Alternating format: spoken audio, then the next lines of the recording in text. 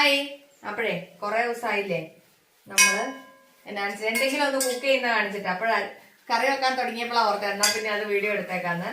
അന്നേരം ഞാൻ ഇച്ചിരി ഉണക്ക ചെമ്മീനും ഒരു മാങ്ങായും എടുത്തോണ്ട് വന്നിട്ടുണ്ടേ.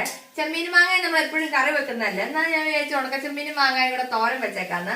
അപ്പൊ ഇച്ചിരി ചെമ്മീൻ കഴുകി വാരി എടുത്തിട്ട് വന്നിട്ടുണ്ട്. അതൊന്ന് ജസ്റ്റ് ഒന്ന് വറുത്തെടുക്കട്ടെ. അത് വറുത്ത് നമുക്ക് ഒരു സ്ഥലത്ത് വെക്കാം. എന്നിട്ട് ജസ്റ്റ് ഒന്ന് ഒതുക്കി എടുക്കാം. അതിനാക്കിയാന്ന് ഞാൻ കുറച്ച് സാധനങ്ങൾ എടുത്തിട്ടുണ്ട്.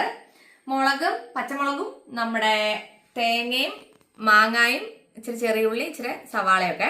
അപ്പൊ നമുക്ക് ഇതിനകത്ത് ഇതും തേങ്ങയും ചെറിയ ഉള്ളിയും പച്ചമുളകും കൂടെ ഒന്ന് ക്രഷ് ചെയ്തെടുക്കാം. ചെമ്മീനകത്തോട്ട് മാങ്ങ, ഒരു സവാളയും നമ്മൾ ഈ ഒതുക്കി വെച്ചേക്കുന്ന തേങ്ങയും പച്ചമുളകും ചെറിയ ഉള്ളിയും കൂടെ ഉള്ളതും അരച്ചിട്ടില്ല കേട്ടോ, ജസ്റ്റ് ഒന്ന് ഒതുക്കി. പിന്നെ ആവശ്യത്തിന് ഒരു 2 ടീസ്പൂൺ മുളക് പൊടി, മഞ്ഞൾപ്പൊടി, പിന്നെ ഉപ്പ്.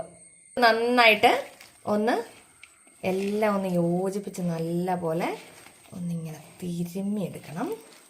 ഇങ്ങനെ നല്ലോണം തിരുമ്മി വെച്ചിട്ടുണ്ട്. ഇനി ഇതിനകത്ത് വേറെ വെള്ളമൊന്നും ഒഴിക്കണ്ട. ഇത് നമ്മുടെ മാങ്ങയിൽ നിന്ന് വെള്ളം ഉള്ളതും കൊണ്ട് ചെറിയ തീയിൽ വെച്ചാൽ വേഗം നല്ല സെറ്റായി കിട്ടും കേട്ടോ. എന്നിട്ട് നമുക്കൊന്ന് കടുക് പൊട്ടിച്ചാൽ പരിപാടി തീർന്നു. അപ്പോൾ ദേ ഒരു 2 മിനിറ്റിൽ അതിൻ്റെ കണ്ടോ മാങ്ങയിലെ വെള്ളമെല്ലാം വറ്റി വെന്ത് നല്ല സെറ്റ് സാധനമായിട്ടുണ്ട് കേട്ടോ.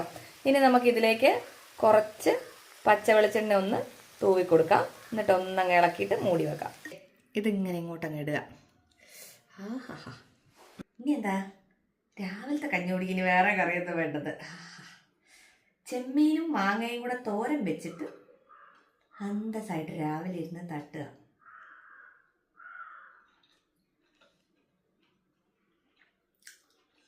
ഒന്ന് ചെയ്ത് നോക്കണേ, അടിപൊളിയാ, ഒന്നും പറയാനില്ല. ചെമ്മീനും മാങ്ങയും തോരൻ വെച്ചേച്ച് തിന്നു നോക്കിയിട്ട് പറയണം കേട്ടോ. ബൈ.